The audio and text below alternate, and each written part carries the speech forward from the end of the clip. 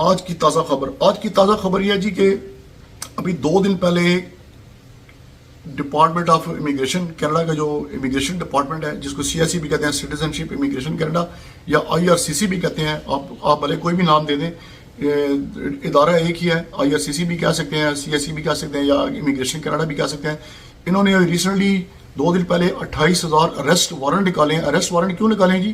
बिल्कुल सही सुना आपने, अरेस्ट वारंट इसलिए निकाले हैं कि जितने भी विजिटर्स कनाडा के अंदर गए हैं उन्होंने जाते सारी जनाब पॉलिटिकल असालम कर दिया है, और 28,000 लोगों के जो असालम के केसेस हैं वो रिजेक्ट हुए हैं।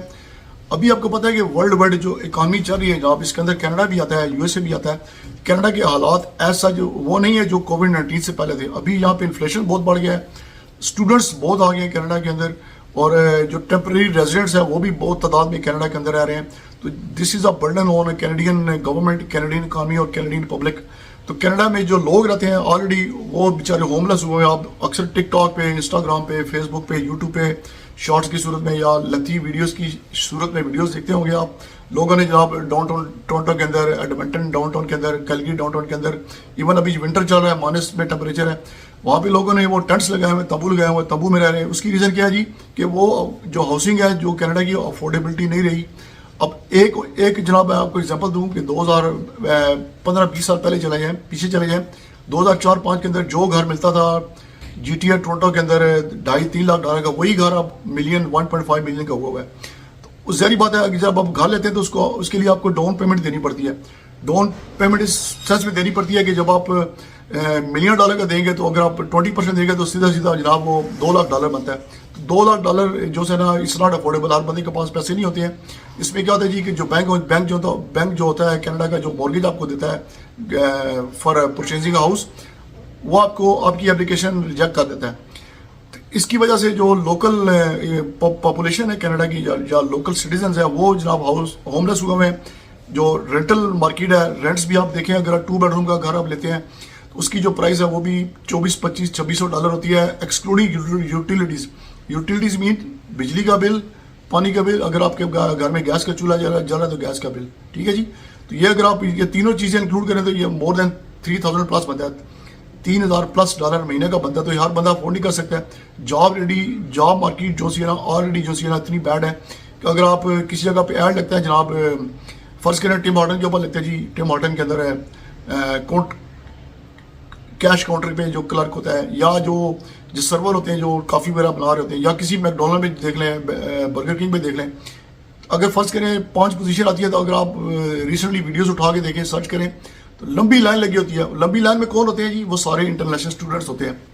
और स्टूडेंट्स भी इतने तंग हैं कनाडा में, मैं क्या बताऊँ आपको। मैं इंशाल्लाह इंक्रीज आपके साथ 2-3 स्टूडेंट्स की वीडियो शेयर करूँगा, उनका एक्सपीरियंस शेयर करूँगा कि जॉब इतनी मुश्किल है। और स्टूडेंट का भी जो नंबर ऑफ आवर्स थे, पहले अनलिमिटेड कर सकते थे दिसंबर 2023 तक, अब इन्होंने 20 आवर पर वीक कर दिए। इसका मतलब क्या है जी कि स्टूडेंट्स को अब पीछे अपनी फैमिलीज बैक होम से पैसे मंगाने पड़ेंगे अपने अखराजात चलाने के लिए। अब कनाडा पहले जैसा नहीं रहा, टोटल चेंज हो गया। और जहाँ तक बात है जी कि ये जो 28,000 अरेस्ट वारंट इन्होंने इशू किए हैं, ये वो बंदे हैं जिन्होंने फेक केसेस की बेस के ऊपर पॉलिटिकल असाइलम सीख किया था या फाइल किया था, उनके रिव्यूज में। तो कनाडा गवर्नमेंट ये नहीं चाहती कि कनाडा गो के multi lingual multi cultural country है, यहाँ पे दुनिया के हर कंट्री का बंदा रहता है। कनाडा को चाहिए नीट किस्म के बंदे, फेयर किस्म के बंदे जो एलिजिबल होते हैं। रिफ्यूजी को कौन सा था जी जिसको अपनी कंट्री के अंदर, बैक होम के अंदर लाइफ थ्रेट हो, ठीक है जी, या वो पॉलिटिकल कोई सिनेरियो चल रहा हो, या कोई वार चल रही हो, जंग चल रही, खाना जंगी चल रही हो, सिविल वार चल रही हो, उन लोगों का कनाडा उसकी बेस के ऊपर देता है रिफ्यूजी सालम। रिफ्यूजी सालम का मतलब ये जी कि जैसे मैं कनाडा चला जाऊँ वीज़े पे, मैं अगर रिफ्यूजी केस करता हूँ तो मैं सीधा पब्लिक मनी के ऊपर बर्डन, क्योंकि कनाडा में हर बंदा टैक्स पेयर है, हर बंदा टैक्स पे करता है। 35 to 38% आपकी जो टोटल सैलरी होती है उसके अंदर से कट होता है आपका, वो सारा टैक्स में जाता है। वही टैक्स मनी यूज है कैनेडियन जो गवर्नमेंट है, वो डिफरेंट तरह के जो प्रोग्राम्स हैं, जैसे रोड्स बना दिए, स्कूल्स बना दिए, हॉस्पिटल्स बना दिए, ये पब्लिक के जो वेलफेयर के जो काम है उसके अंदर लगाते हैं। अगर रिफ्यूजी आता है, एक बंदा फेक केस करता है, तो वो जो है ना सीधा कैनेडियन पब्लिक के ऊपर, कैनेडियन गवर्नमेंट के ऊपर, पब्लिक मनी के ऊपर बर्डन होता है। तो कनाडा को रियल किस्म के रिफ्यूजी चाहिए, रियल किस्म के बंदे चाहिए। तो लिहाजा आप भी जब जाएं जनाब, अगर आपका बिल्कुल सही जेन्युइन और लेजिट किस्म का बनता है केस तब आप करें, अदरवाइज आपका जो केस है रिफ्यूज हो जाएगा। मैं सीधी सी आपको एक एग्जांपल देता हूँ। मेरे एक जानने वाले हैं जनाब, he is from a Sunni family, और उन्होंने शिया बन के केस कर दिया रिफ्यूजी का। वो थे 2 मियाँ बीवी थे और 2 बच्चे थे उनके साथ, ठीक है जी। तो जब उनकी हियरिंग आई कोर्ट के अंदर, वो जज के पास गए तो जज ने कहा जी कि आप कौन है, जो से कहा जी मैं शिया हूँ। तो देखिए खुदा की करनी ऐसी, वो जो जज था वो भी शिया था।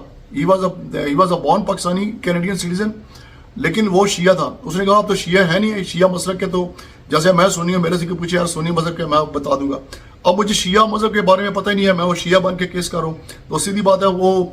और आपकी अगर बैड लग के आप शिया जज के सामने केस चला जाए तो सीधी सी बात है रिफ्यूज होगा। तो उस बंदे ने उनका केस रिजेक्ट कर दिया। अब वो वेट करें ह्यूमैनिटेरियन बेस के ऊपर के इंसानी हमदर्दी पे, लेकिन वो भी कोई पता नहीं है चलता है नहीं चलता है। तो मेरा कहने का मकसद ये है कि जब भी आप कोई भी किसी भी स्ट्रीम के अंदर अप्लाई करें, स्पेशली अगर आप रिफ्यूजी क्लेमेंट हैं, वो कनाडा में जाके रिफ्यूजी का केस करना चाहते हैं, तो आपके पास लॉजिक होनी चाहिए, आपके पास प्रॉपर पेपर फॉर्म के अंदर, पेपर शेप के अंदर आपके पास प्रूफ होना चाहिए। आप प्रूफ कर सकें that you are a genuine asylum seeker, या जिसको कहते हैं ना लेजिट असाइलम क्लेमेंट, ताकि आपका केस रिफ्यूज ना हो। और रिफ्यूजी केस का करने का मतलब ये नहीं कि राइट अवे हो जाएगा।